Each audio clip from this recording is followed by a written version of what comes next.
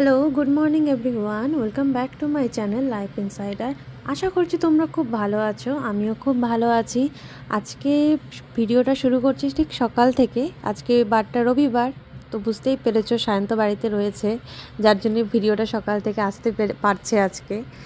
তো আজকে দেখো বাইরে সমস্ত বরফগুলো যা ছিল সেদিন, আজকে কিচ্ছু নেই, পুরো একদম গাছ পরিষ্কার হয়ে গেছে। শুধু এই একটু টিনের উপরে সামনেই একটু বরফ রয়েছে, বাদবাকি সব বরফ ঝরে গেছে। কারণ শুধু একদিনই ওই সেদিন রাত্রেই যা স্নোফল হয়েছে, আর পরের দিন সারাদিন, তারপর থেকে আর স্নোফল হয়নি, যার জন্য পুরো স্নো গলে গেছে, আর একটুকু স্নো নেই। তো চারিপাশটা দেখো কি সুন্দর একদম পরিষ্কার হয়ে গেছে। আর এনাকে দেখো যেটুকু পাতা পড়েছে সাথে সাথে একদম পরিষ্কার করে দিচ্ছে, যার জন্যই কড়িটা এতটা সুন্দর আর এতটাই পরিষ্কার যে একটুকু নোংরা থাকে না কোনো জায়গায়। এত সুন্দরভাবে দেখো সবগুলো পাতা মেশিনের সাহায্যে জড়ো করছে। কিছুক্ষণ পর আর একটা গাড়ি আসবে, সেই পাতাগুলো তুলে নিয়ে চলে যায়। এই জন্যই এইভাবে সমস্ত কোরিয়াটা এত সুন্দরভাবে পরিষ্কার থাকে, যে সমস্ত কিছু এত ঝটপটভাবে তারা পরিষ্কার করে দেয়। তো আমরা এখন তো অনেকটা বেলা করে ঘুম থেকে উঠেছি আমরা, তো সকালে ব্রেকফাস্টটা ধরতে গেলে স্কিপই হয়ে গেছে। দুপুরে লাঞ্চ করে দুজনে একটু বেরোবো, তো চলে এসেছি একটা শপিং মলে। বাড়ি থেকে এই 1 ঘন্টার মতো লাগলো এখানে আসতে। তো ঢুকেই দেখছি সান্টা ভিলেজ বলে একটা পুরো সেট আপ করা আছে পুরো ক্রিসমাস আসতে এখনও অনেকই দেরি, কিন্তু এই লিগো থেকে এই পুরো সেট আপ করা হয়েছে এখানে। কোরিয়াতে মোটামুটি সব দোকানপাট 1 মাস আগে থেকেই সব সাজানো গোছানো শুরু হয়ে গেছে ক্রিসমাসের জন্য। আর এই ঢুকেই যখন এত সুন্দর একটা ডেকোরেশন দেখলাম, দেখে কার না ভালো লাগে। দেখো কত সুন্দর একটা মাঝখানে ক্রিসমাস ট্রি বানানো রয়েছে, আর এত সুন্দর ডেকোরেশন করা আছে। বিভিন্ন অ্যাক্টিভিটিও হচ্ছে এখানে, কিন্তু এগুলো সব কিছুই বাচ্চাদের জন্য ছিল, বড়দের জন্য অ্যাক্টিভিটি কিছু ছিল না। ছোট বাচ্চা থেকে শুরু করে সবাই এত আনন্দ করছিল। চারিদিকে সবাই ক্রিসমাস ট্রিকে ঘিরে ফটো তুলছে। দূর থেকে দেখে তো আমি বুঝতেই পারিনি এটা ব্লকস দিয়ে বানানো। মানে আমি ভেবেছিলাম নর্মাল কোনো কিছুতে ট্রি হয়তো বানানো আছে, কাছে এসে দেখছি যে এটা পুরো লিগোর সেট আপ। এত ভালো লাগছে দেখে, কি নিখুঁতভাবে বানানো হয়েছে না এত বড় ট্রিটা, এত ইউনিকভাবে করেছে।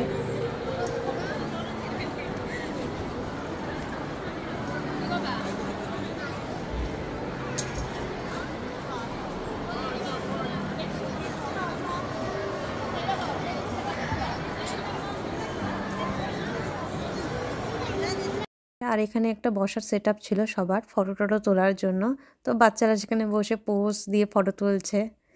আর এই পাশে ছিল পোস্ট অফিসের পাশে এত সুন্দর জিনিসপত্র ছিল, ক্রিসমাসের ক্যালেন্ডারগুলো কিন্তু খুব বেশি এক্সপেন্সিভ। বুঝতেই পারছো মলের ভেতরে থাকবে তো একটু দাম তো হবেই।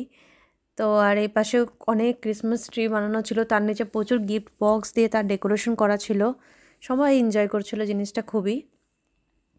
আর এখানে ছিল লেটার বক্স, পাশে এটা লেটারের সেট আপও ছিল।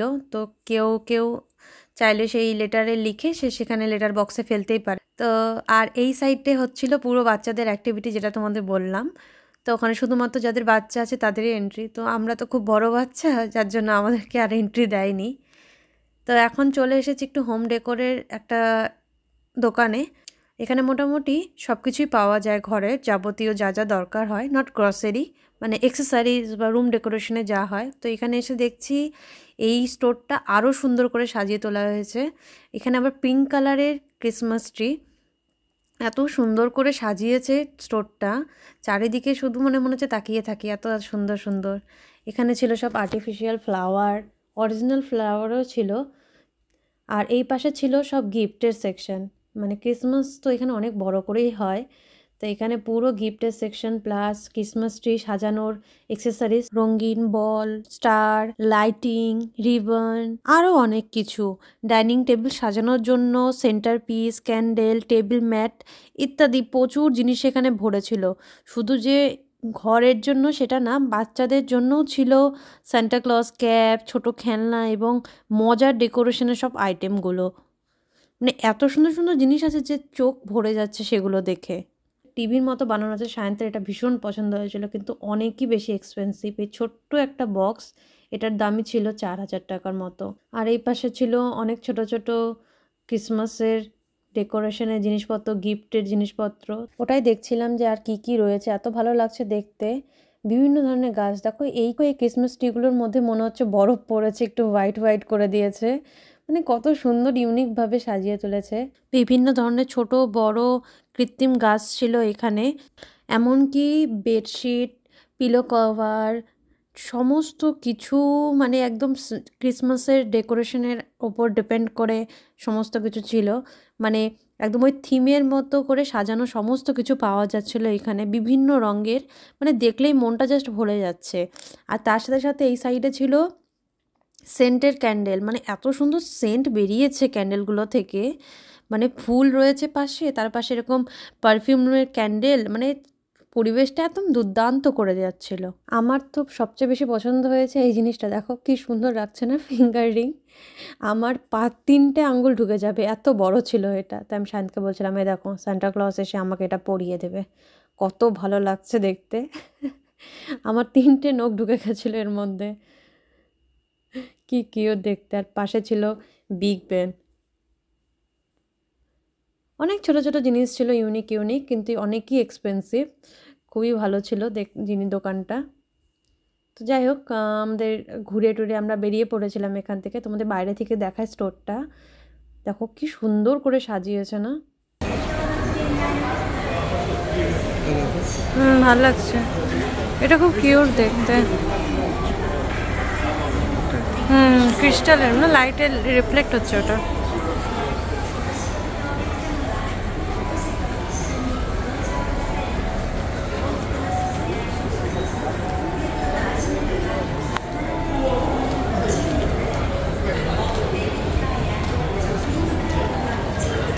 সরতে একটু।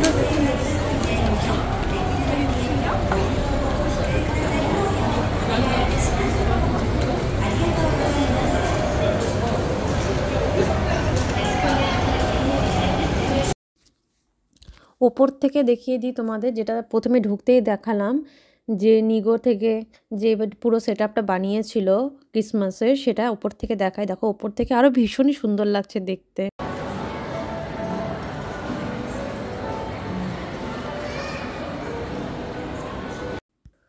এখন আমরা চলে এসেছি শুটিং বোলিং বল খেলতে।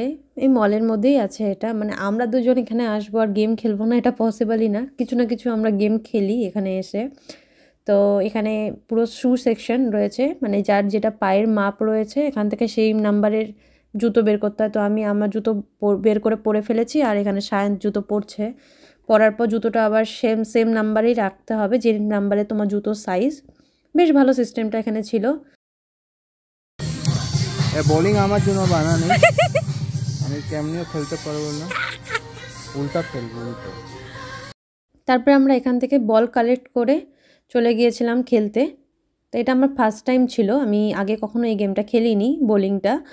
তো প্রথমেই আমিও 0, সায়ন্ত 0। সবচেয়ে মজার ব্যাপার এখানে এটাই হচ্ছিল যে বেচারা সায়ন্তের যেহেতু ডাবল ফিঙ্গার, বেচারা ফিঙ্গার ঢুকছিলই না এর মধ্যে। এটা নিয়ে খুব হাসাহাসি। লাস্টে বেচারা লেফট হ্যান্ড দিয়ে খেললো, রাইট হ্যান্ড দিয়ে আর খেলতে পারেনি, যেহেতু ওর ওখানে ফিঙ্গার যাচ্ছিলই না। তো ও ফার্স্টে 0, তারপরে আমিও ফার্স্টে 0।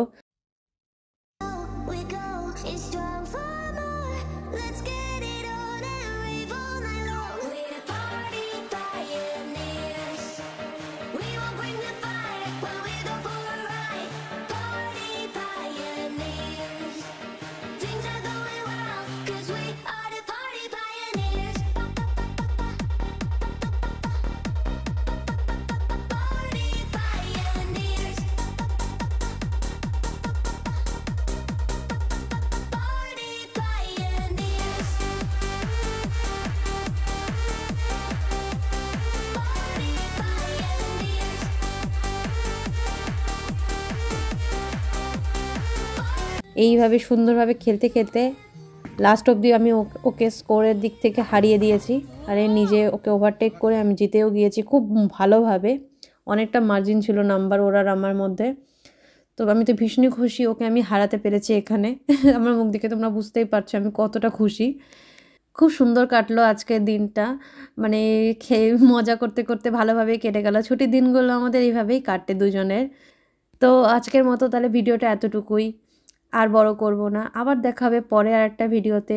ততক্ষণের জন্য সবাই সুস্থ থেকো, ভালো থেকো। আর ভিডিওটি ভালো লাগলে লাইক শেয়ার কমেন্ট করতে একদম ভুলবে না। টাটা।